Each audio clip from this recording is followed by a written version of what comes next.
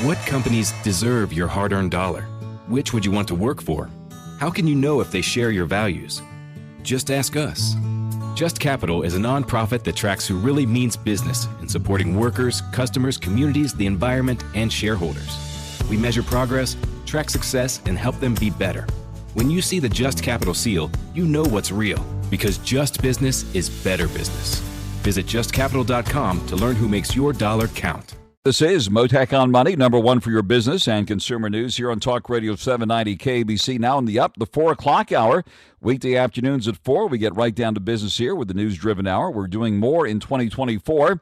And now at 4 in the afternoon, record-shattering day on Wall Street. Mottek On Money coming to you live right here on 790 KBC, streaming live online worldwide at kbc.com, and your on-demand podcast at kbc.com, Apple, iTunes, and all your favorite podcast platforms. Yep, you heard it. Stocks finishing higher today with the S&P 500 at a record high for the first time in more than 2 years. The Dow came in for a closing gain of nearly 400 points. The NASDAQ jumped 255, but the S&P 500 making the big news today, up just about 60 points, settling at 48,000. Make that 4,839. That's an all-time closing high. For the week, we saw a winning week for all the major averages, with the Dow up nearly 1%, the S&P 500 up 1.2%, and the NASDAQ moved up 2.3%. Stocks getting a boost today with the S&P 500 surpassing its previous all-time closing high. That was reached back on January 3rd, 2022. Looks like investors still pricing in a soft landing scenario for the economy. Also taking in the latest economic reports, which include an encouraging reading on consumer confidence today from the University of Michigan's consumer confidence reading for the month of January, showing it bumped higher. Also, we heard from the Chicago Fed President Austin Goolsbee today. He said the Fed could start cutting interest rates this year. In his words, if we continue to make surprising progress on inflation. He spoke today on CNBC. We heard from a lot of folks in the financial world this week in Davos, Switzerland. That big conference has wrapped up now.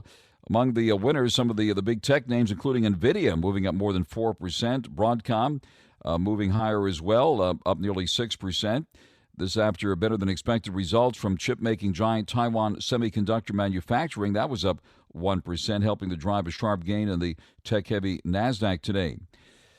We did enter this year with expectations for 6 or 7 interest rate cuts by the Fed this year, and those expectations have seen pushback lately, especially given the strong economic reports, including the retail sales report that we got this week, showing a much better than expected holiday shopping season this last go-around. In the retail world, we're seeing some pressure here, but shares of Wayfair up 10% after the company announced another round of layoffs. That's the home goods retailer. Shares of Roomba, the maker of iRobot, down nearly 27% on reports that European antitrust regulators plan to block a planned buyout by Amazon.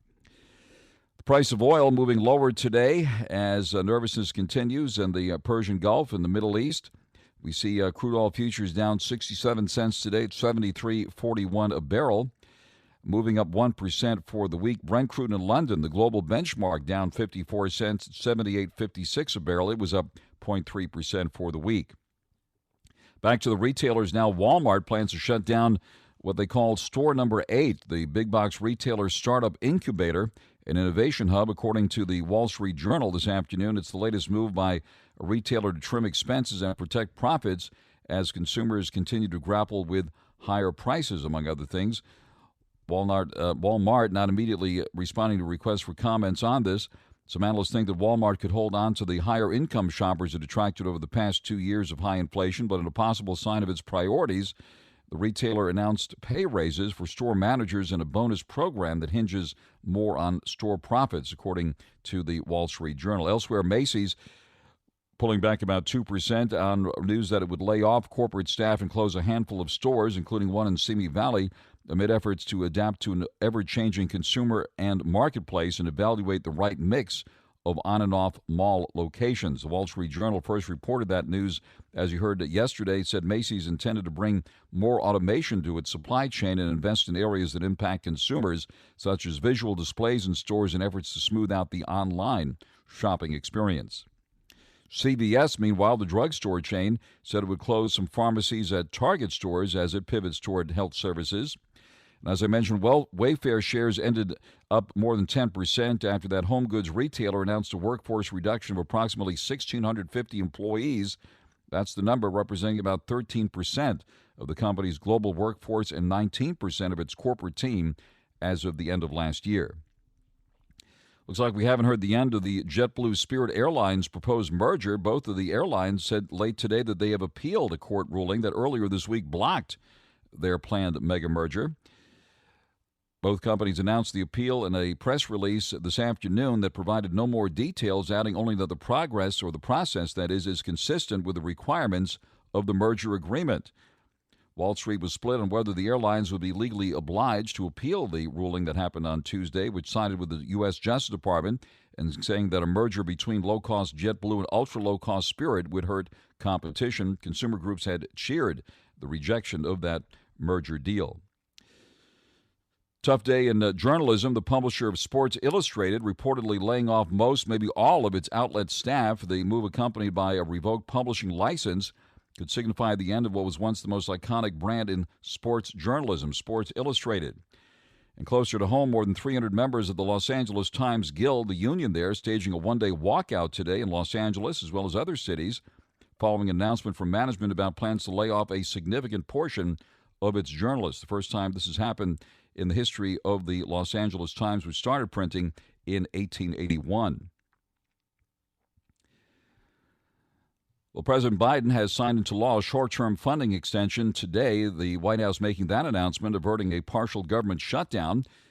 Things, again, coming right down to the wire after lawmakers raced the clock to pass the bill ahead of today's key deadline. Lawmakers have been confronting not one but two government shutdown deadlines on January 19th today as well as February 2nd. The short-term funding extension sets up two new funding deadlines now on March 1st and March 8th. And now that the government is not shutting down, they're talking about raising your taxes again in Washington, this time in the form of a so-called carbon tax. Today, a coalition of conservative groups released a letter in opposition to the so-called Prove It Act, which they say would grease the skids for a carbon tax on the American people, you, the taxpayer. I'll discuss the latest this afternoon with taxpayer advocate Grover Norquist, the president of Americans for Tax Reform. And coming up later this hour, a giant in the music world will be gracing our airwaves this afternoon. He sold 140 million records worldwide. Not too many people can say that. We're scheduled to speak live later this afternoon with megastar Engelbert Humperdinck. Engelbert doing more in 2024, set to perform in concert at the Saban Theater in Beverly Hills next month. One of 8 planned concerts as part of a 3-country tour. The one and only Engelbert Humperdinck will be joining us live later this hour. But first, on your money, the markets, and the economy. Joining us live now on the big news to wrap up this record-shattering week, Gabriel Wisdom, Managing Director at American Money Management and author of Wisdom on Value Investing. Happy New Year. Once again, Gabriel, even happier New Year now with the S&P 500 achieving an all-time high today. Give us a reaction to this big news here this afternoon. Well, you know, Frank, what's happening here is right out of the January effect playbook. The January effect is a perceived seasonal rally in stock prices during the month of January. And many think that it's because there's tax loss selling in December. Investors are trim positions where they're underwater so they can take the loss for tax purposes. And then they buy those same stocks back in January. But there are other reasons for this. We're seeing a bad news equals good news scenario. The bad news is, well, you were just reporting about layoffs and store closures and all kinds of problems that tell us that there will be a recession, probably not this year, but the following year after the presidential election, if history is any guide. The fact remains that the January effect, looking at the bigger picture since 1938, 29 out of 30 years has seen gains in the market when there were gains in January, February, with the S&P 500 advancing an average of 20%. Now, will that work again? Who knows? But we do know that the Federal Reserve is looking at cutting rates. Even one of the major Fed member banks, Goldman Sachs, is saying that interest rates will likely be cut in March, and they see 5 rate cuts this year. All right, we heard in Davos that the animal spirits were coming back to the markets. The capital markets are rallying here with the S&P 500 at an all-time high, and some of those tech names which led the rally last year are springing back to life. But even names like McDonald's hitting a record high today. Did somebody say McDonald's? Looks like the stock was up more than $6 and is above $300 for the first time in history. A pretty broadly based rally this time around. Absolutely, and instead of just the Magnificent Seven or the whatever you want to call them, the handful of companies that lifted the markets last year, we are getting a broadening. But a lot of it has to do with AI. And at Davos, the World Economic Forum, they described artificial intelligence as the technology of our lifetime, and these were companies that are not necessarily technology. Williams-Sonoma is utilizing AI in its email marketing and supply chain optimization area. Bank of America says that they're converting different processes to advance their productivity. Verizon Communications, which controls the wireless networks which transmit a lot of the world's data, Verizon says it's going to be very important to have AI to make quick decisions and to enhance productivity. So it's not just tech names that benefit from this big buzz. It's companies like McDonald's, which certainly is using automation and artificial intelligence. Right. And we're hearing about more layoffs, certainly in the retail world, in the world of journalism as well, as I also reported just a moment ago. And AI probably a big part of those decisions as well, right? Yeah, that's right. Salesforce CEO Mark Benioff said at Davos that he believes that one day we'll have AI employees. The question is, where's AI going to be working, and who is it going to, dislodge in the workforce, and what happens to those workers? So it's not all great. I can tell you that if you look at a history of recoveries and expansions, the business cycle from the bottom to the top, it's on average has taken about 20 months to make up lost ground. Now, the previous post-recession recoveries lasted just over 3 years. So if the S&P 500 and the stock market just exceeded the highs of 2 years ago, then 2024 probably be another good year for the markets. And then I believe we'll have a downturn in the first year of a new presidential. You loved Lala Kent on Vanderpump Rules. Now get to know her on Give Them Lala. I'm obsessed with the fact that GQ has named Kim Kardashian Man of the Year. You're upset about it? I suggest you do better then. If there were a Cosmo Woman of the Year and it was a man, how would you feel? Well, that would just be lies. Name a man who's doing better than women right now, and you can give him Woman of the Year. But until I see that...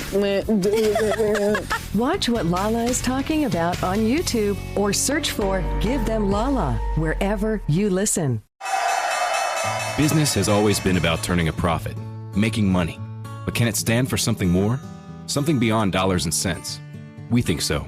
We think that today, business has a higher calling, a purpose to be fair and just, to do right by their workers, customers, communities, and the environment. And it turns out companies successful doing that also do better for their bottom line. When you see the Just Capital seal, it means this company is a force for good. Visit justcapital.com to learn more. Cycle, which is normally how it goes. Very interesting, and of course, we're all following the political season now very closely, and it's interesting what came out of Davos as well, and some of the comments there about the changing political winds here as well as elsewhere around the world. So we're watching that, and unfortunately, the winds of war are blowing as well. A lot of geopolitical concerns in the mix at this point. No question about it. With the 2024 primary elections, moving along, Donald Trump's success in Iowa got a lot of attention, and his policy proposals for a second term are starting to draw serious attention. And then we've got the escalation conflicts in the Middle East. The Yemen-based Houthis, they've attacked ships traveling through the Red Sea. What does this mean for supply chain progress? Disruptions historically lead to higher prices, and now, as a result, many of the shipping companies are sending their vessels on very lengthy, expensive detours, and that gets passed along to consumers. It's one reason why I believe the Federal Reserve will be very hesitant to reduce rates as aggressively as the Goldman analysis suggested. And we're watching oil. It's a bit higher from its most recent low, but we haven't certainly seen a major jump in the price of oil, given what's going on in the Middle East and in the Persian Gulf. Right now, oil a bit lower, down 37 cents here. It's $73.71 a barrel. Gold, by the way, getting a bit of a bump today, up about $10 here at $2,032 an ounce.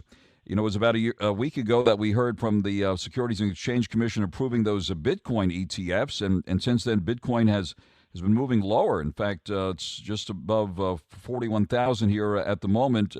What's the buzz you've heard over the last week on these Bitcoin ETFs, and what's your reaction to how Bitcoin has performed over the past week since that big decision was made? Well, you know, Frank, I'm going to start with oil since you mentioned it first, and I think this also applies to all commodities, including Bitcoin. China's recent GDP numbers, their bank loan reports, their retail sales, we're getting confirmation that China is in a recession. The economy there is very weak. It explains why the price of oil is down. It should be up because of colder weather. Oil should be much higher, and all the legacy fuel should be higher, but they're not. And a lot of it has to do with just muted demand from this massive population base in China and also in the Eurozone. So with regard to Bitcoin and the exchange traded fund bonanza, I think it gave a number of Bitcoin holders a chance to sell. We saw this with Kathy Wood at ARK.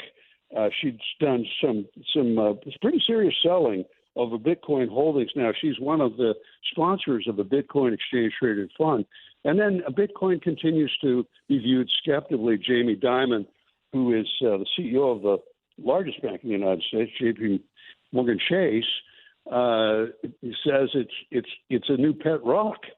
He continues to talk it down, and this is a major bank influencer at Davos, Jamie Dimon. And from the Berkshire Hathaway ranks, we heard it referred to as rat poison and worse than venereal disease. Well, clearly the blockchain technology that's part of Bitcoin and cryptocurrencies is very, very valuable. And I think everyone acknowledges that. But whether or not we'll see Bitcoin as a international currency, a legitimate currency, that remains to be seen.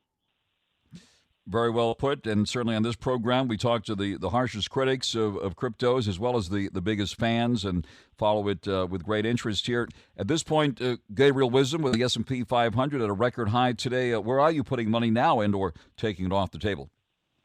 You know, Frank, I really like companies that are just starting to participate in the broader market rally and those that did participate, so long as they have been paying out a substantial amount of earnings to shareholders in the forms of dividends, and that their earnings are rising at a 20% or better annual clip. Some of these include J.P. Morgan Chase, the Home Depot, Texas Pacific Land Trust is a dividend aristocrat. There's Apple and Visa and MasterCard. Costco is another one. Intuit. And, of course, Microsoft still looks very, very strong. But if you want a rising income stream from dividends, these companies have shown a commitment to paying out more every single year in order to attract pension plans that will hold them and not sell. Terrific, Gabriel. Well, thank you very much for taking the call to wrap up a record-shattering week, as it turns out. And we look forward to doing more with you in 2024, and always look forward to our conversations here. That is Gabriel Wisdom, Managing Director at American Money Management and author of Wisdom on Value Investing, based right here in Southern California. Gabriel, thank you very much. We wish you a great weekend and hope to talk to you again very soon. Thank you, Frank. 790 KBC welcomes, you guessed it, the one and only Engelbert Humperdinck coming to the Saban Theater in Beverly Hills February 10th. Tickets are on sale now at AXS.com.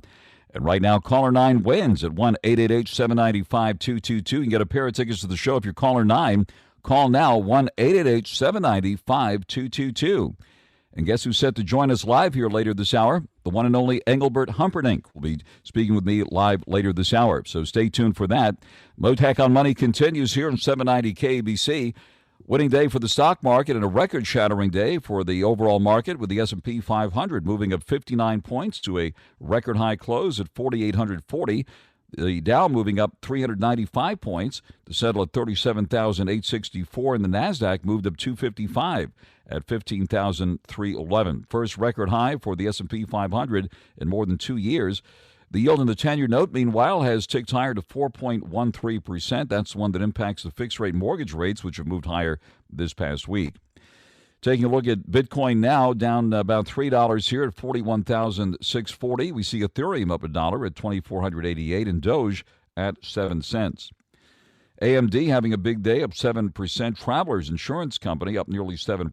PayPal shares moving up 6%. McDonald's settling at a record high, closing above $300 a share for the first time, up $6.17 at $300.53 a share.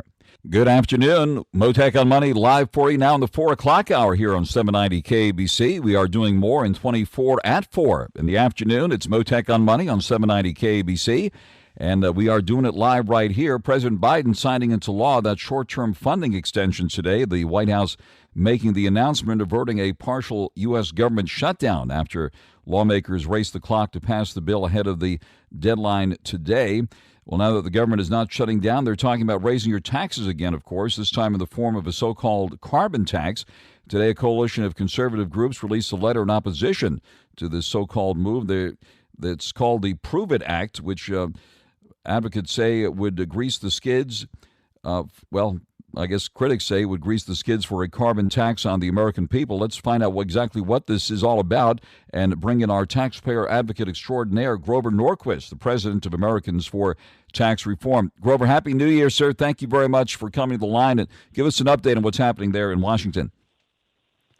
Well, the advocates of a carbon tax, of an energy tax, raising taxes on your gasoline, your home heating, everything that you use in terms of energy, your electricity, have been stymied because the American people are overwhelmingly against an energy tax, gasoline taxes, taxes on home heating, on air conditioning. On every product you make has energy used in it, whether it's food or clothing. And so they said, okay, we got to sneak up on it. So here's the deal. This isn't a carbon tax. This is, we're going to do a study of when imports come into the United States, is that pair of shoes, how much energy was used to make that pair of shoes? And then maybe you'd guess how much carbon dioxide would be used. It would come into being because you were making a pair of shoes. And we'll just make the list. There's no tax, just a list. Now that we have the list, a year from now, 2 years from now that we've done all that research, not only on imported goods, but obviously on American goods too, same thing, we now have the framework, the paperwork, the numbers to create a carbon tax. But first they wanted to collect all the data while telling you they weren't doing anything. Only foreigners, not you. Well, guess what? Making shoes in the United States and in Italy, pretty much the same process, and do the one, got the other. And step 2, we'll have a carbon tax at the border. Not you, just evil people selling us shoes from over there. Well, guess what? If you put a 10% tariff on shoes from Italy or from any other country, then American manufacturers raise their prices 10% too. And they get to keep the money. They don't get the tariff doesn't go to the government. The subsidy they get to keep. So for a while, some American companies would go, that's a good idea. And if you did it on gasoline, oil coming into the country, people in North Dakota would go, hey, the price of gasoline's gone up 10%. And foreigners, they tax it, but we get to keep it. So we think it's great. Well, how long will it take for the Democrats to say, hey, wait a minute, people in North Dakota and Texas and Louisiana are getting rich. we should tax them too. And then they would tax the energy tax on American companies. You don't want them making profits. And now you have a carbon tax on everyone, an energy tax on everyone. And every little step is just, this isn't that. No, but it's on the way. All the people pushing the idea of let's study how much energy is inside a pair of shoes or anything that you import from another country. The same group saying let's measure that are the ones that are already campaigning for an energy tax in America, gasoline.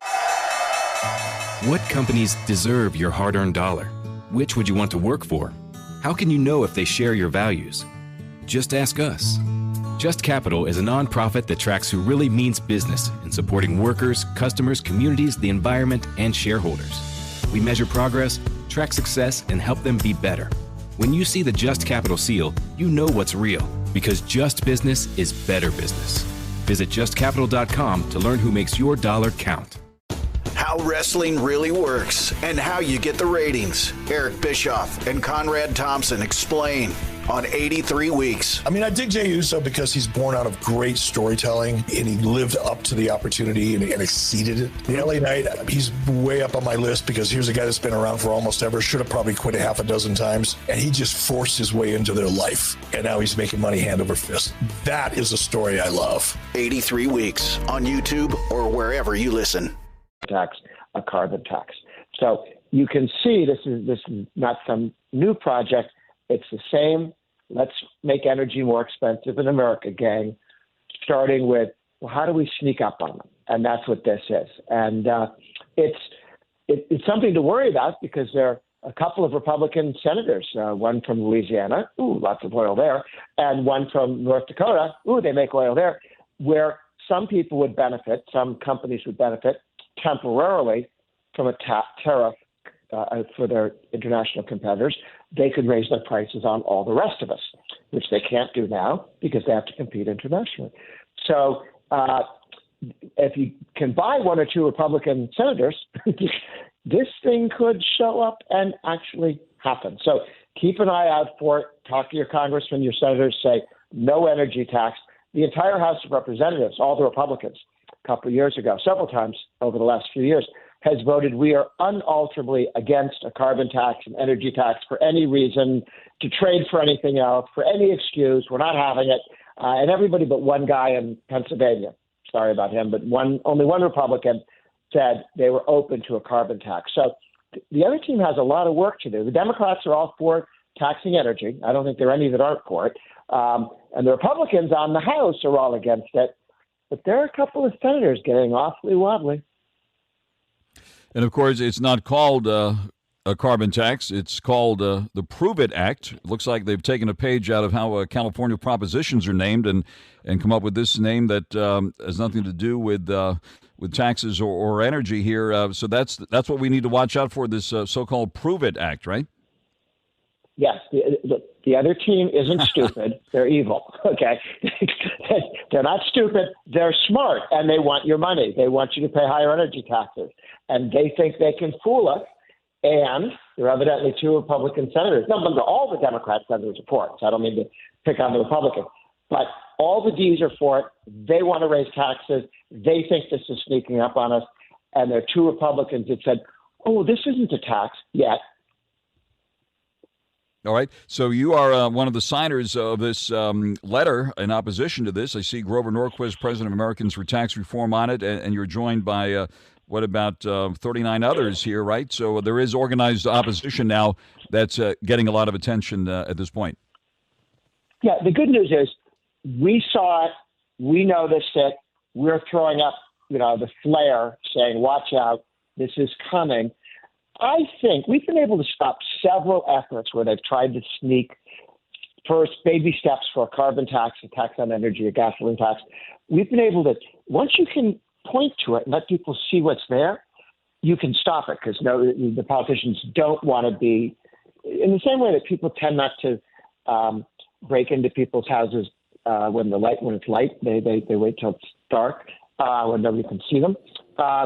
If the lights go on and everybody sees them getting ready to do an energy tax, they back off. So Our job is to recognize, and again, they're very sneaky. If you were just Googling, is anybody raising a carbon tax? No, there's a proven tax over here. That has nothing to do with a carbon tax. Yes, it does. Yeah, isn't that something? All right, well, leave us on a bright note here. It looks like there is a ray of sunshine here based on the ATR.org website. I see that you're praising the advancement of the Tax Relief for American Families and Workers Act of 2024. At least that's something that we can understand. Looks like all Republican committee members voted yes on this one. What do we need to know about this tax reform act? Well, the Republicans want to make all of the Trump Republican tax cuts permanent. And there are some where we have to sort of advance them for 2 years so that these things phase out over time unless you have 60 votes in the Senate. We don't have 60 votes in the Senate. So a lot of the Trump tax cuts phase out after a while and have to be repassed. And that's what the Republicans are working on doing. And it's exactly what the Democrats are trying to stop. All right. Grover, thanks for that comprehensive update. Coming to us live from Washington, that is taxpayer advocate Grover Norquist, the president of Americans for Tax Reform. Grover, have a great weekend, and thanks again for taking the call today. You too. Thank you. Friends, it's time to start the new year off right with reminders from attorney Clark Fielding of Fielding Law. Now, if you've been hurt in an accident that was not your fault, it's easy to feel lost in the sea of legal complexities. Fear not. Clark and his team of law sharks are here to navigate the legal waters for you. They have the expertise to tackle any case, big or small. Fielding Law is not just about providing legal advice. They're also about making sure you understand every step of the process. So consider them your partners in justice. Whether you're facing a sea of paperwork, swimming in contractual confusion, or caught in a legal undertow, Clark the Shark is the lifeguard you need. The Fielding Law team is dedicated to protecting your rights and ensuring a smooth journey through the legal currents. So as you dive into the new year, remember Fielding Law always has your back. They're not just lawyers, they are your fantastic friends in the legal world. Call them now. The number is 833-88-SHARK, 833-88-SHARK, or go to clarkthesharklaw.com. Again, that's clarkthesharklaw.com. Mottek On Money continues here in 790 KABC. Engelbert Humperdinck, his name and music celebrated around the world, being celebrated again next month at the Last Waltz World Tour stop in Beverly Hills at the Saban Theater. Engelbert Humperdinck certainly doing more in 2024 and set to perform in concert at the Saban Theater in Beverly Hills as part of his Last Waltz Tour, a world tour. The concert on February 10th in Beverly Hills at the Saban Theater is one of 8 planned concerts as part of a 3-country tour. And joining us live now, the one and only Engelbert Humperdinck. Good afternoon, Hello. Engelbert. It's a great day when you're told Engelbert Humperdinck is on the line. Thank you very much for joining us live here this afternoon here in Southern California. How are you doing? Tell us about your upcoming concerts. Well, I'm excited to be back at the Saban. You know, I was there about a year ago, and it's nice to be back and nice to be at home. I'm at home. And instead of getting on a plane and flying to different places, here I am at home doing a concert, which is great. That's wonderful. Right in the midst of the Hollywood awards season, you yourself have received a Golden Globe, and of course, a star on the Walk of Fame years ago, and generated about $140 million in record sales. We're on the air with a living legend in the music world, Engelbert Humperdinck. Tell us about your reflections here. 50 plus years.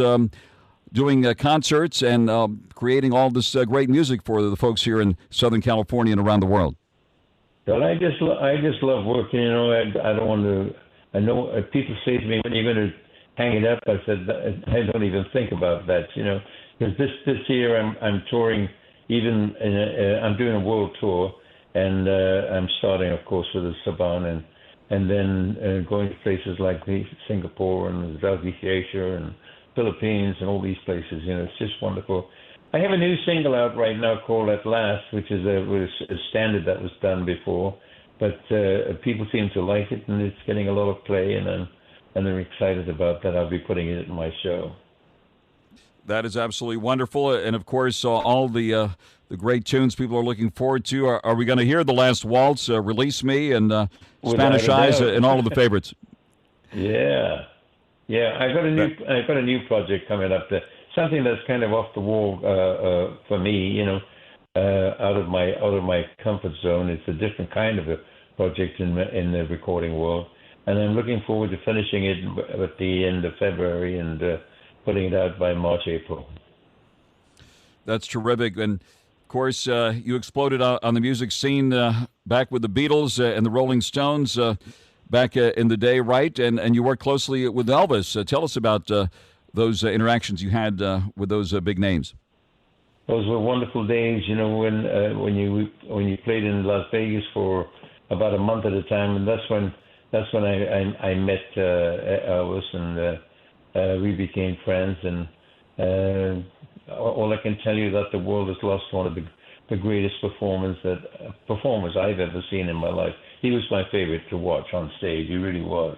I learned so much from watching him, you know, because his humility and you know, he never took his image seriously, and he taught me all those wonderful things that I kept in my show after that. What has been your favorite concert over the years? I don't really have a place that I can call my favorite, because I enjoy doing it, concerts wherever I go, and hopefully I do the same thing wherever I go, and I've got a great following, a very staunch following, thank God, you know, and wherever I go, they seem to be love my show, and I want to keep doing it until God calls me, you know. We're on the air live with Engelbert Humperdinck, and of course you've had performed for Queen Elizabeth, who departed last year. You performed for her numerous times, right? In fact, we're honored with the highest recognition in the UK. Tell us about that. Well, you know, my name is the same as the composer who wrote Hansel and Gretel, and I've always wanted to have something else added to my name. And our late Queen did just that. She honored me with the MB, which is a member of the British Empire.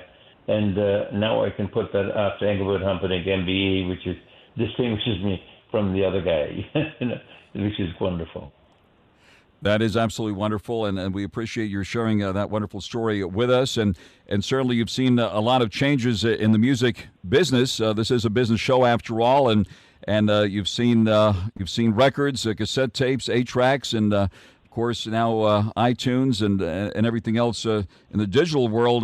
Give us your reflections on how the business of music has changed over the years. Well, it has changed. You know, I enjoyed the past quite a lot.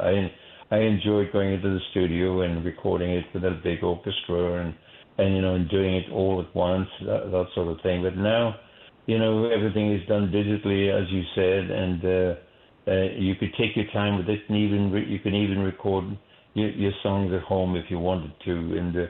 But I do miss the old days. I really do. And are you a Taylor Swift fan? She's, of course, also probably one of your neighbors here in Southern California. Taylor Swift becoming a billionaire. And what are your thoughts about Taylor Swift and her tremendous success? Well, I certainly love her music, and she's got something great. That's why she's where she is today. You know, and you know, I'm a big fan. Yes, I am. That is absolutely wonderful. Well, it's always wonderful to see you out and about in Beverly Hills at various functions and celebrity events and charity events. And we look forward to seeing you on Saturday, February 10th at the Saban Theater in Beverly Hills for Engelbert Humperdinck, the Last Waltz World Tour, coming to the Saban Theater on Saturday, February 10th. And tickets, of course, available now. Engelbert, it's wonderful to speak with you. We look forward to seeing you on stage, and we wish you all the very best, wonderful, happy, and healthy 2024, and a wonderful concert tour. Thank you very much for joining us live here and sharing your voice and your thoughts with us here on 790 KBC this afternoon. Thank you so much, Frank. Thank you very much indeed. Thank you very much. The one and only Engelbert Humperdinck, live with us here on Mottek On Money on 790 KBC. Stay tuned now for the 790 KBC News Blitz with our Legal Eagle Royal Oaks. Coming your way next right here, 790 KBC. Business has always been about turning a profit, making money. But can it stand for something more? Something beyond dollars and cents? We think so. We think that today, business has a higher calling, a purpose to be fair and just, to do right by their workers, customers, communities, and the environment. And it turns out companies successful doing that also do better for their bottom line. When you see the Just Capital seal, it means this company is a force for good. Visit justcapital.com to learn more.